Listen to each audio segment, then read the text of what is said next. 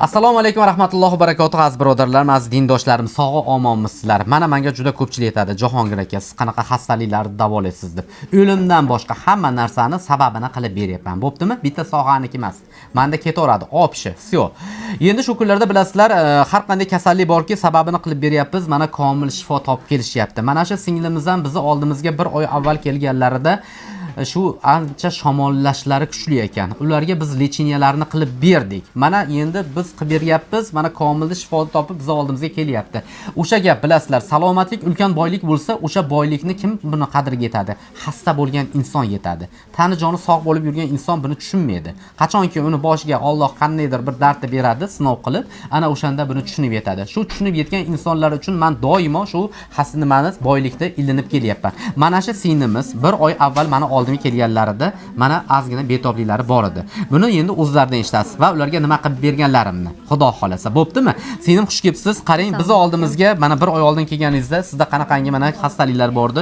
Shularni birma bir aytib o'tsangiz, endi shuniki buna kasallik bilan gapni ochig'i juda yillar davomida qiynalib yurgan yosh katta insonlar ham bor, yosh qizlarimiz ham bor-da. Endi shularga bitta saboq bo'ladi. Ham masalan sizni ko'rib turib shular shifo topsa, to'g'risi sizga ham ajr savoblar ham yoziladi degan umiddaman-da inshaalloh. Men siz oldingizga ikkala yuragimda o'ta kuchli shamollash, xronitskiy shamollash, CD yo'llarimda shamollash bo'lib, o'ta ko'p chaqmazak bo'lar edi. Siz oldingizga kelib, o'sha bir haftadan keyin chaqmazagam o'tdi. Bir oyda 2 marta, 3 martadan ham bo'lardim chaqmazak. Umuman hozir chaqmazak bo'lganim yo'q, mana bir oy. Mashalloh. Tugatib keldim. Ha, men sizga mana shu kuchalarni berdim. Keyin mana u vulqon asal, mana asalan sulan qo'shib, maytab bu narsalar qo'shib bularga tayyorlab berdik. Mana shu holatlarda mana iste'molini qilib keldi mana bir oy davomida. Endi shu xastalik bilan mana necha yil qiynalgansiz, sinim? Bir 6 yil bo'lyapti. 6 yilda buyog'i dori, darmon, o'shanaqalar bilan yurar edim. Siz oldingizga kelguncha ham lecheniyani olib keldim. Xudoga shukr, mana shuni ichib ancha yaxshi, ancha. Hozir boringki mana 90% ga o'zgarish bormi yo 70% mi? Shunisi ham bir aytsangiz yaxshi bo'lardi. 80% ham diyor, endi bu yog'ini ichsam yana davom ettiraman. 100% Xudo xolasa yo'q bo'lib ketadi-da. Mana ko'rib turibsizlar azizlarim, mana chaqmazlik deymiz, sistit xastaliklari deymiz, tushunyapsizlarmi? Mana oldim kelishyapti, mana undan tashqari jenskiy kista miomalar, hattoki mana farzandsizlikdan qiynalayotganda mana bachadon turba yo'llarim bek deyishyapti. Hattoki follikulalarim yorilmagan deydi ba'zi birlar. O'shalarga mana shu narsani tayyorlab qilib beryapman. Bu narsa mana 1001 dardga davo desangiz bo'ladi. Azizlarim, batta uyatli joyi yo'q, boshqasi yo'q. Chunki dardi bor inson masalan kelyaptimi mana, uni ochiq oydin gapiradigan bo'lsa, biz sababini qilib beryapmiz. Mana shu asalni ichiga qancha narsa qo'shilyapti mana. To'g'risida bu narsalarni ham bir olib keltirishda o'zi ham bir mushkulot. Uni qo'shyapmiz, buni qo'shyapmiz. Mana qilib berdik. Bir oyda o'zida ko'rib turganingizda 80% ga o'zgarish bo'lib keldi azizlarim. Mana shunaqa gaplar. Haqiqatanmi shu tomoniga nima deysiz? Mana bizni to'g'risi mana ammami qizi emas, boshqa emas, ya'ni negativlar ko'rib olgin. Yo qarindoshim emas. Bag'di mana men ikkinchi marta ko'rib turishim. To'g'risida haqiqatan ham shu sinim shu haqida bitta gapirib bering. Mana ko'pchilik sheriklarim bilan yotganman, bansalarda siyishga qiynalayotganlar juda foydasi ko'p ekan. Endi hali aytish noqulay bo'lsa ham to'g'ri, yo aytoring, to'g'risi, ayting bu narsani. Buni uyatli joyi yo'q.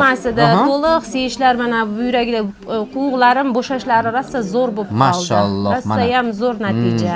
Xursandman juda ham. Rahmat, sog' bo'ling. Endi meni haqqimga bitta duo qilasiz. Endi bu safar mana shu ikkinchi oyligi mendan sizga podarka bo'ladi. Bo'ptimi? Ilohim amin. Amin. Tan joningiz sog' bo'lsin. Amin.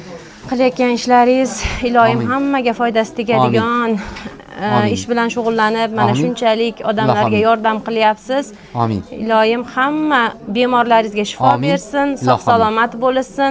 Shifo topib keldik deganlar ko'payaversin sizga ham. Farzandlaringiz rohatini ko'ring ilohim, oilangiz tinch bo'lsin. Ilohim. Xudo xolasa bizga ham shifo bo'lib, kelib olib ketishlik nasib qilsin. Ilohim. Amin. Parvardigorim shu joyga kelgan mana barcha bemorlaring mana umid qilib kelyapti. Allohim sendan so'rayapmiz, noumid qilmayapsan.